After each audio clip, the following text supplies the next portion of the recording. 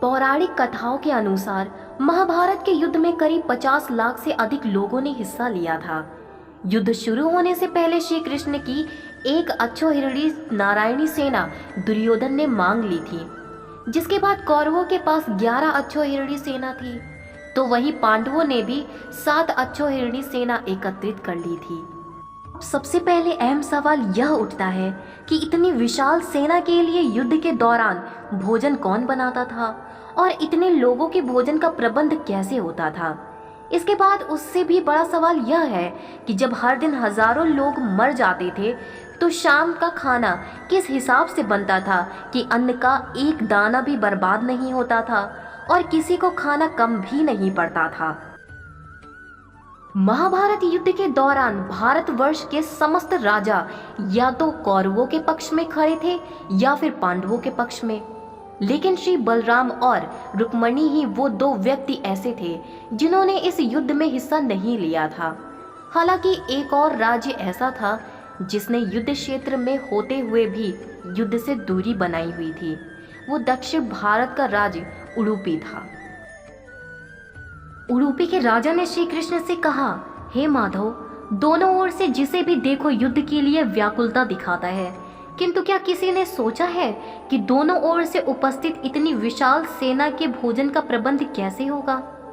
तब इस पर श्री कृष्ण ने कहा कि आप बिल्कुल सही सोच रहे हैं, हालांकि आपके पास अगर कोई योजना हो तो बताएं।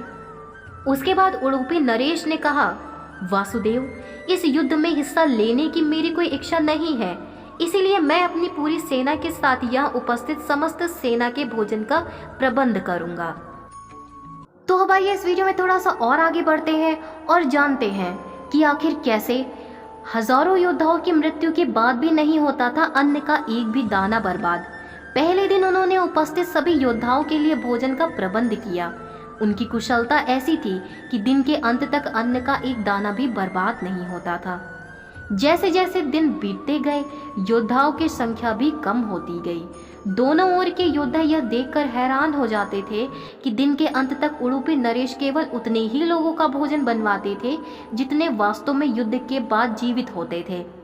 किसी को समझ नहीं आ रहा था कि आखिर उन्हें ये कैसे पता चल जाता है कि आज कितने योद्धाओं की मृत्यु हुई है। युद्ध की समाप्ति के बाद युधिष्ठिर ने उडुपी नरेश से पूछ ही लिया कि आप इतनी विशाल सेना के लिए भोजन का प्रबंध किस प्रकार करते थे कि अन्न का एक दाना भी बर्बाद नहीं होता था, और आपको रोजाना इतने सैनिकों के मरने के बाद कैसे पता चलता था कि आज कितने सैनिकों का खाना बनाना है। इस पर उडुपी नरेश ने इस रहस्य पर से पर्दा उठाया और कहा, महाराज, श्री कृष्ण प्रतिदिन रात में मूंगफली खाते थे। मैं प्रतिदिन उनके शिविर में गिनकर मूंगफली रखता था और उनके खाने के पश्चात गिनकर देखता था कि उन्होंने कितनी मूंगफली खाई है। वे जितनी मूंगफली खाते थे उससे ठीक 1000 गुना सैनिक अगले दिन युद्ध में मारे जाते थे। अर्थात अगर वे 50 मूंगफली खाते थे तो मैं समझ जाता था कि अगले दिन 50,000 योद्धा युद्ध में मारे जाएंगे। उसी अनुपात में मैं अगले दिन भोजन बनाता था। यही कारण था कि कभी भी भोजन व्यर्थ नहीं हुआ। श्री कृष्ण की इस चमत्कार को सुनकर सभी उनके आगे नतमस्तक हो गए। तो यह थी वजह, रोजाना हजारों सैनिकों के मरने के बावजूद आखिर क्यों नहीं होता था अन्न का एक भी दाना बर्बाद। उम्मीद है आप सभी को यह वीडियो पसंद आई होगी।